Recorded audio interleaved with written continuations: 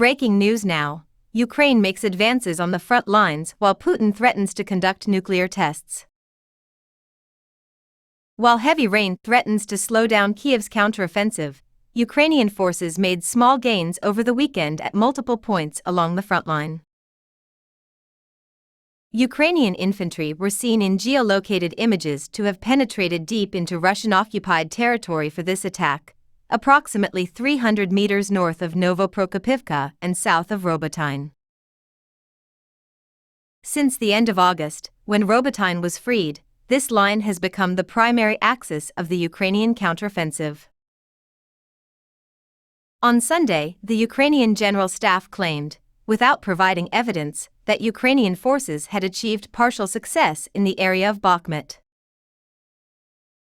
It follows reports of heavy rain in the Bakhmut and Zaporizhia, where Robotyne is located. The then commander of the United States Armed Forces, General Mark Milley, estimated that Ukraine had 30 to 45 days' worth of fighting weather left at the beginning of September. There have been no significant enemy movements, due to poor visibility, according to a Russian military blogger, because weather conditions have deteriorated very much in recent weeks. According to comments published by the Institute for the Study of War, Ukrainian Eastern Group of Forces spokesperson Captain Ilya Yevlash acknowledged that poor weather and the subsequent low visibility may affect drone and aviation but will not halt the counteroffensive. This winter, Russian drone attacks are predicted to reach an all-time high. Ukraine's counteroffensive near Bakhmut is making progress. Over 50 people were killed in a memorial service when a Russian missile struck a Ukrainian village. After heavy bombing claimed the lives of 52 people, a community gathers to honor its fallen. The Kherson province was attacked by Russian forces 59 times. While Putin uses his reserve forces and obsolete equipment, Ukraine defends itself on 5 fronts. The latest information from the battlefield indicates that Ukrainian forces were successful in repelling attacks on 5 points across the front line on Sunday, despite Russia's troops resorting to the use of outdated weapons and equipment while shelling the front line.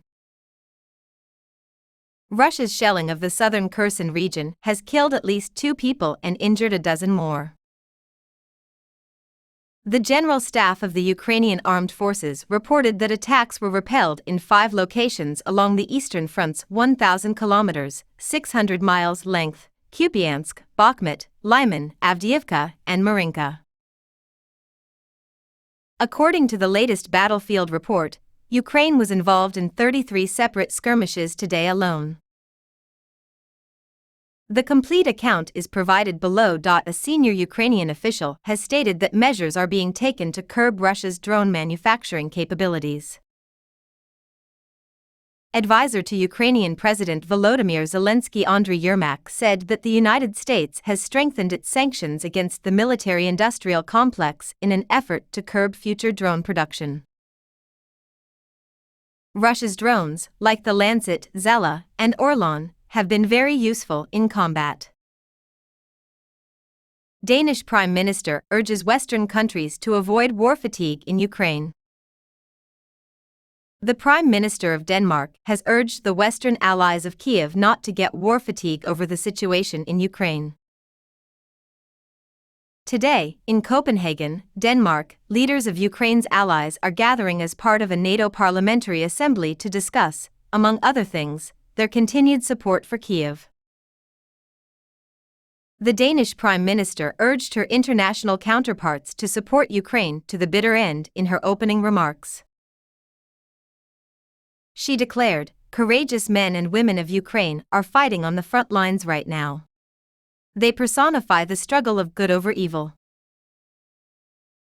The principles upon which our alliance rests, freedom, democracy, and the rule of law, are being put to the test by this invasion.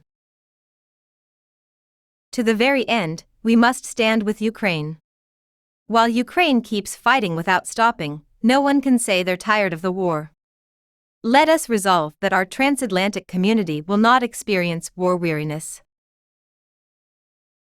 With Kyiv's counteroffensive appearing to have slowed in the past 2 weeks, though marginal gains are still being made, and with the chaos in Congress last week casting doubt on the continued military support of the U.S., her comments reflect a difficult point in Ukraine's fight against Russia.